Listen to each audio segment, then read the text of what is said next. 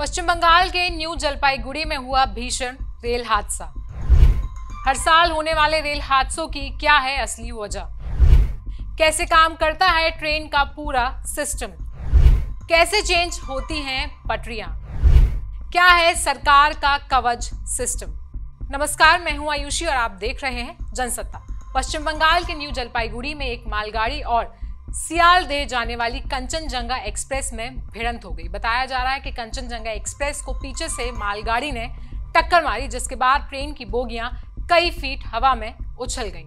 Latest जानकारी के मुताबिक कई सारे लोगों की इस हादसे में मौत हो गई है और कई लोग अभी भी गंभीर रूप से घायल हैं। प्रशासन लगातार मौके पर बचाव कार्य कर रहा है और बताया जा रहा है कि कटर से रेल के डब्बों को काटकर निकाला जा रहा है। आपको बता दें, पिछले साल उड़ीसा में हुए रेल हादसे की तरह ही इस बार भी ट्रैक पर दो गाड़ियां आपस में टकरा गईं। आपको बता दें, उस हादसे में कम से कम 200 से ज्यादा लोगों की जान गई थी। लेकिन इस सब के बाद सबसे अहम सवाल ये उठता है, आखिर कब तक देश में ऐसे रेल हादसे होते रहेंगे और कब तक आम जनता को अपनी जान गंवानी पड़ेगी? ऐसे में ये भी सवाल उठता है कि रेल हादसे होते क्यों हैं, किस मैकेनिज्म की वजह से जो है दो गाड़ियां आपस में टकरा जाती हैं? क्या पहले से रेलगाड़ियों को सिग्नल नहीं दिए जाते हैं या फिर ड्राइवर की ओर से कहीं चूक हो जाती है? इसी तरह के कई सारे सवाल हैं जो ऐसे हादसे के समय मन में जरूर आते हैं और इन्हीं कुछ सवालों का जवाब हम आपको इस वीडियो में बताएंगे। सबसे पहला सवाल है कि आखिर क्यों होते हैं रेल हादसे?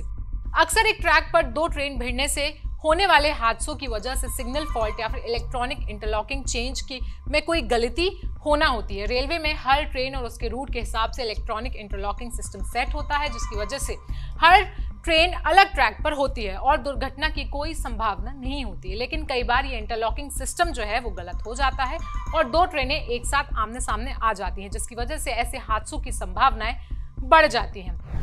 आखिर कैसे काम करता है ये सिस्टम?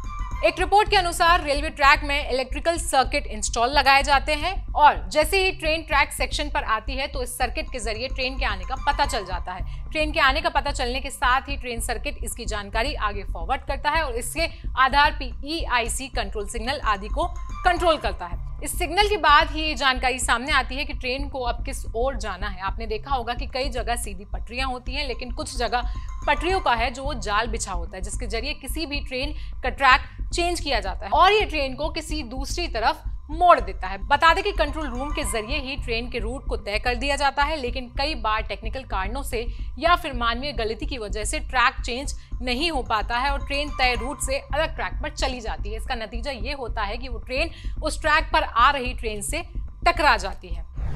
कैसे चेंज होती हैं पटरियां?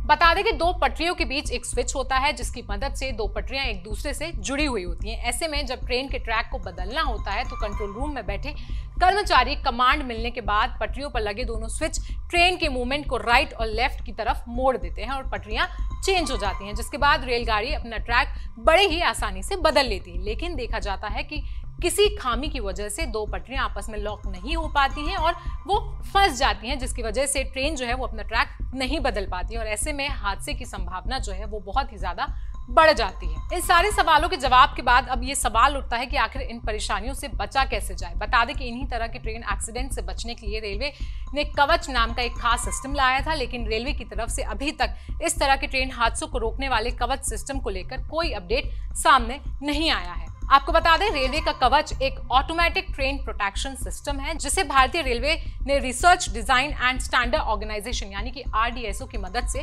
डेवलप किया है। इस सिस्टम पर रेलवे ने साल 2012 में काम शुरू किया था और शुरुआत में इस प्रोजेक्ट का नाम ट्रेन कोलिजन अवॉइडेंस सिस्टम यानी कि TCAS रखा गया था और उसके बाद 2016 में इसका ट्रायल भी शुरू किया गया।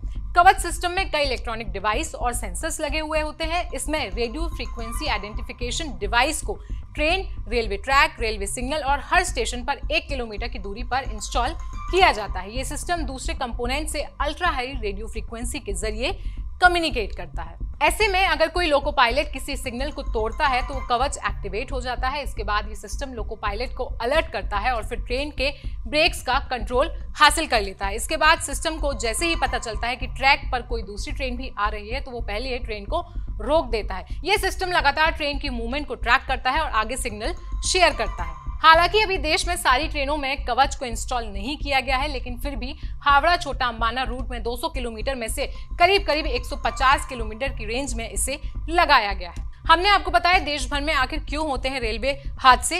इस पूरे मामले पर क्या है आपकी राय, हमें कमेंट सेक्शन में जरूर बताएं। साथ ही साथ देश और दुनिया की बाकी खबरों के लिए देखते रहें जनसत्ता।